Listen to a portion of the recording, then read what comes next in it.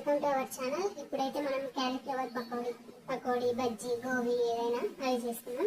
క్యాలీఫ్లవర్ని ఇట్లా చిన్న చిన్న ముక్కలుగా చేసి పెట్టుకోవాలి కడిగి. ఇందులో వచ్చేసి ఇప్పుడు అల్లం వెల్లుల్లి పేస్ట్ ఇప్పుడు ఫ్రెష్గా దంచుకున్నదే వేసుకోండి, స్మెల్ బాగా వస్తుంది. ఇంకా ఒక హాఫ్ స్పూన్ అల్లం వెల్లుల్లి పేస్ట్, తర్వాత కార్న్ ఫ్లోర్ అండి. కార్న్ ఫ్లోర్ వచ్చేసి ఒక టేబుల్ స్పూన్,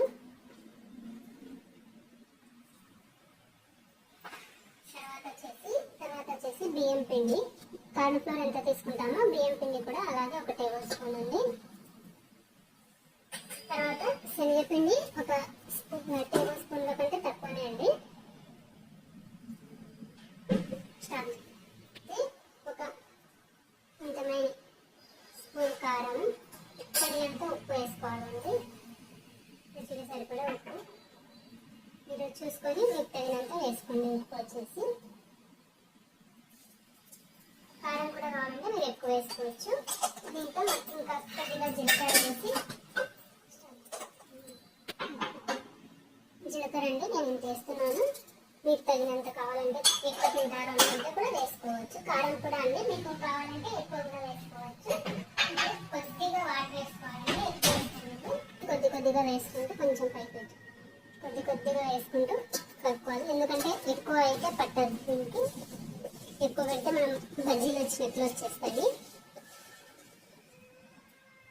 నేను కొన్ని వాటర్ వేసి కలిపానండి, కానీ ఇదైతే ఇంకా అతకలేదు.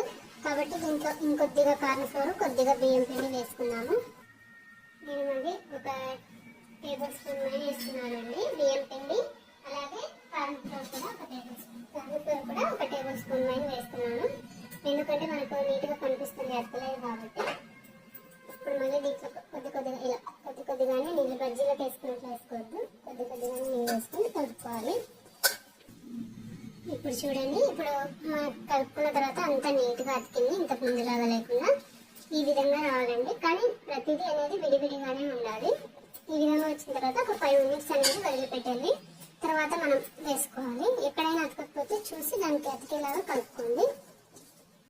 ఇదిగోండి, ఇప్పుడు 5 మినిట్స్ తర్వాత ఇప్పుడు మీరు చూస్తే ఎంత బాగా నీట్గా అతికింది కదా. వీటిని వచ్చేసి ఇప్పుడు మనం వేడి నూనెలో వేసుకున్నాము.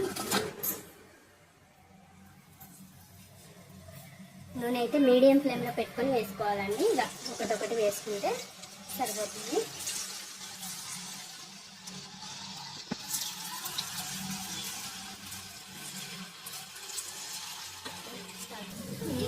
ఇవైతే ఇప్పుడు అయ్యాయండి. సౌండ్ చూడండి ఎలా వస్తుందో, అట్లా సౌండ్ రావాలి.